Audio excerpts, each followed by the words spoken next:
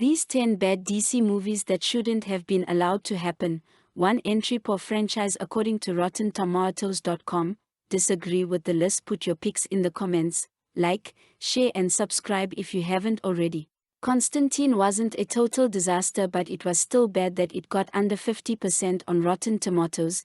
It abandoned the comic's gritty tone for something more Hollywood-friendly.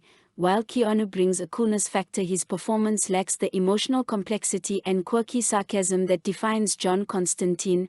Underdeveloped character arcs, plus the movie suffers from identity disorder. Sometimes it wanted to be a generic action type and sometimes it dived into the atmospheric horror side. Justice League 2017 had zero charisma, absolutely no character development, bland villain and shitty CGI. The rushed post-production made the effects laughable. Henry Cavill's CGI raised mustache gave us a Superman with a bizarre upper lip. The film swings between Zack Snyder's brooding myth-making and Joss Whedon's light-hearted family drama. It stitched together Snyder's original footage with Whedon's reshoots, often using green screen backdrops that look too campy. Joker 2, set in Arkham State Hospital, is a jukebox musical, where Arthur develops a twisted romance with Harley Quinn. Their twisted romance emerges through musical sequences that blur reality and fantasy. Joker 2 was a fully fleshed-out origin rooted in mental illness, poverty and societal neglect. It wasn't just a movie, it is a statement about violence, mental health and media responsibility. This film is a gritty character drama, not a supervillain / anti-hero flick. The only downside was its awful music numbers. Suicide Squad was re-edited by a trailer company to match the tone of its flashy promos, with jarring music drops and scenes stitched together like Frankenstein's monster, plus broken character arcs and dull portrayal of the story, not to mention the over-sexualization of Harley Quinn, a punching bag for the Joker. The worst of the worst part was the portrayal of Joker. Not even 1% of the Joker fans have known to appreciate.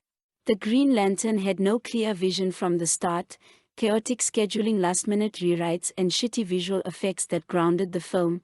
An overdose of CGI. Hal Jordan's suit was entirely CGI that made it look distracting. A low-effort plot consisting of a classic psychological showdown between Willpower the Green Lantern and the Yellow Lantern, which hosts fear. It failed on bringing the lore to the big screen. Superman 4 looked and felt like a school stage play, rather than a well-known franchise, with plot holes, low-effort special effects such as the recycled flying effect. They reused the same shot of Superman flying toward the camera. It felt like it was stuck in a loop inside of a dusty VHS player. The so-called villain, Nuclear Man, who got casted because he got rejected from a He-Man episode. It was a piss-poor attempt at a sequel. Jonah Hex tried to be gritty, supernatural and neo-Victorian all at once and failed at all three.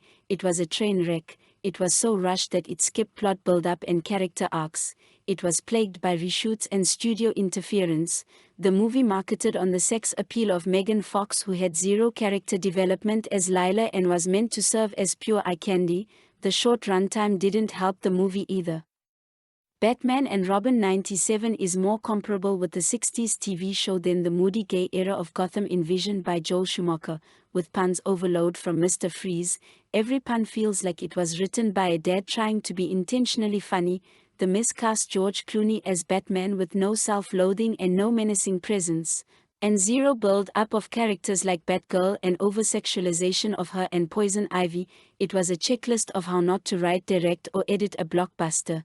Not forgetting the bat nipples. You'd had to wash your eyes with extra strength bleach to get rid of the image of bat nipples. Steel is loosely based on the DC Comics character and is part of the Superman narrative, but the movie discarded that connection entirely, leaving Steel feeling like a hero without a universe. John Irons, a weapons designer, becomes the vigilante Steel to stop his tech from falling into criminal hands, with special effects more related to a made-for-TV movie than a big-budget film. Steel is a time capsule of late 90s superhero cinema before the genre found its footing. A Catwoman movie not involving Selina Kyle was a bad idea. Patience Phillips, a modest graphic designer working for a cosmetics company, it strayed from its source material, absolutely no connection to Selina Kyle or Batman lore, instead going for a stupid conspiracy theory. It was spitting on the face of the origin story of Selina Kyle. The 2004 Catwoman movie was less a reinterpretation and more a full-blown identity theft,